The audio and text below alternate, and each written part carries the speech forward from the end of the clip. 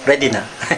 Hello mga tropa peeps! Meron na naman akong gagawin ngayon na gusto kong i-share sa inyo kasi guys, grabe, nung nagawa ko to, sobrang sarap niya talaga. So ito yung mga ingredients na kakailanganin natin ngayon. Ito nga yung Pudgy Bar. Yan.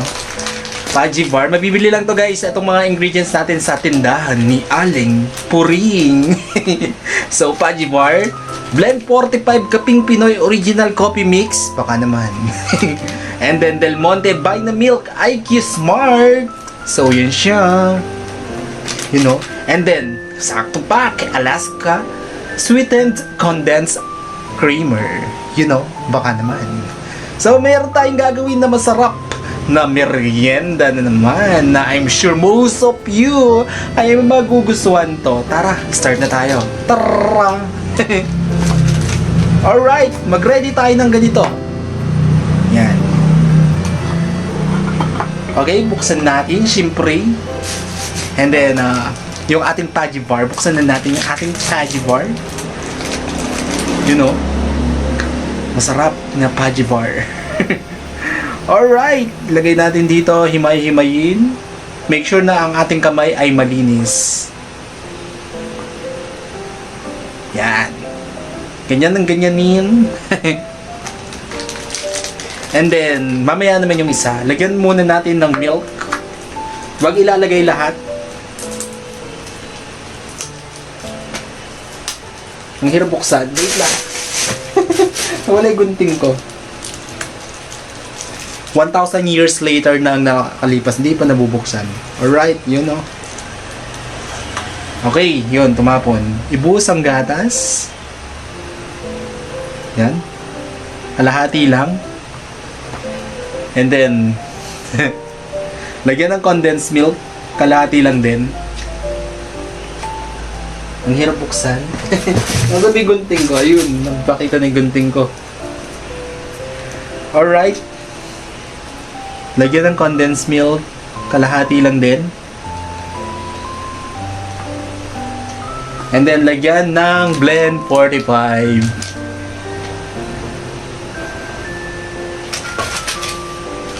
Konti lang guys ha.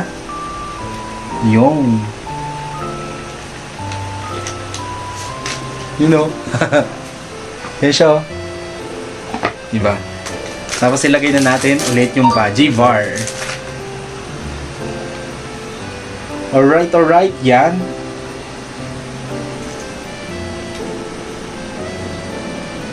And then yan. Yan. Isiksik na natin. Then ibuhos ulit ito, yung by na milk.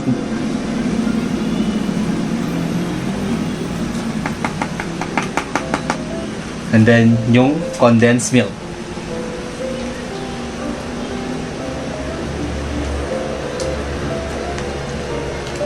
Whoop whoop. Sarap. Ang sarap nito guys, heaven yung lasa nito, lalo na pag malamig. Kaya ilalagay natin to sa ref. Sa ating refrigerator. Simutin natin ang condensed milk. I-try nyo to guys. Kahit yung mga bata, I'm sure magugustuhan nila to. Sobrang sarap niya. Lasang heaven. Tapos yan. Ganyan niya natin siya guys. Durug-durugin natin. Yun no. Kasi lagay nyo to sa freezer o kaya sa may chiller nyo guys. Wag overnight ha, mababasag kasi yung lalagyanan natin. Pagka nasa 2 hours na, pwede nyo na siyang ilagay sa chiller. Yun no. Yan. Tapos lagyan ulit natin ng Blend 45 sa ibabaw. Whoop whoop, okay na yan. Ito na ang ating finished product. Ang kalat. Wait lang. Ang kalat. You know, ang bango niya guys, grabe. Simutin natin. Tapos takpan natin. Tapos ilagay na natin siya sa freezer. Tapos taste test natin siya. Gagawin ko ng video to guys. Sa end ng video natin. Whoop! Whoop! Alright, alright.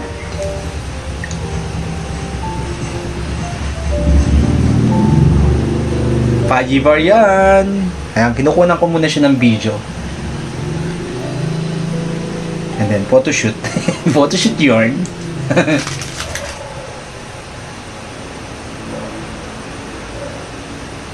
Alright! Tara, ilagay na natin sa freezer.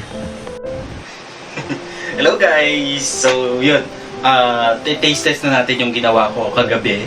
And yun yan, nilagay ko siya sa chiller overnight. And yeah, sobrang excited na ako matikman to guys. Kung ano yung magiging resulta no, kung okay ba siya or hindi. Kaya, tara! Alright, ito siya. Na-excite ako guys. Sa chiller ko lang siya nilagay guys, hindi ko siya nilagay sa freezer. Sa chiller. Ito na, the moment of truth. Ano nga, malasan tong ginawa ko guys. Oh my god. Ang bago. Napakabago niya guys. Yan. Ito na, the moment of truth. Oh my god. Heaven yung lasa niya guys. Heaven talaga. Napakasarap. Napakasarap naman niya rin. Yummy.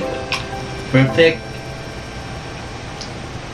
Grabe, try niyo siya guys. Gawin niyo din sa inyo, mga bata. Mga bata. The best. Ang sarap ng lasa niya guys. Lasa siyang dream cake. Yeah. Nakaka-addict. Grabe, nakakawala ng stress. Delicious. Kanyaman na. Ang layo ng camera ko. Putol yung... Grabe, apakasarap niya guys. Nagbo-burst yung lasa niya sa dila ko. Delicious.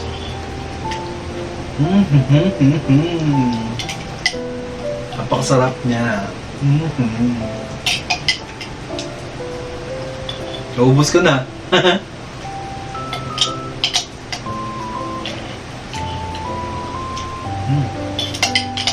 Ang sarap niya guys. Naubos na. Kung i-rate ko siya guys, yun niya ako siya ng 1,000 over 1,000. Sarap niya.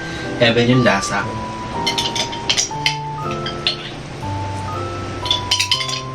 Pajibar lang to, tas condensed milk. Perfect. Smooth. Sarap. So yun na guys, kung nagustuhan nyo ito, binigyan nyo ito malaking likes, mag-comment kayo kung meron mga request na video, pwede ko gawin dito sa akin channel. You know? Bye!